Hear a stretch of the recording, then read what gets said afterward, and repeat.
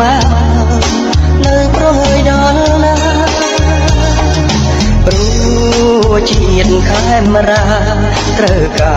ររូបអ្នកទៀតហើយ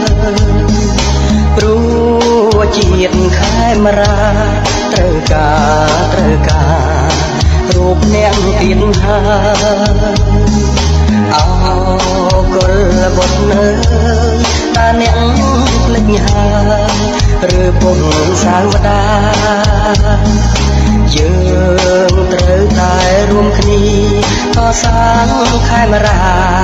ឲ្យបានគង់វិញឡើ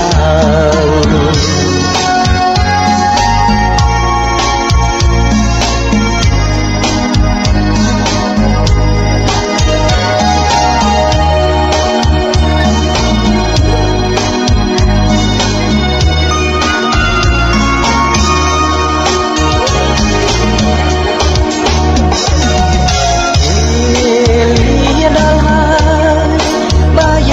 កន្តើមិនដេចឡើយជាតិនឹងកាអេលីដល់ហើយបើយើងកន្តើមិនដេចឡើយជាតិនឹងកា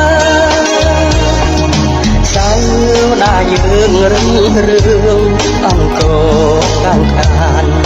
ដោយជាតិយើងសាមគ្គីសៅដាយើងរុងរឿងអង្គកាំងខានដោយជាតិយើងសាមគ្គីកុំមើលមុំណាំគ្នាយើងត្រូវការពា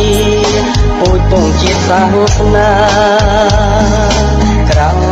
កឡើងខេមរាចិត្តឆ្ងាយរួមគ្នាកសាងជាតិជាថ្មី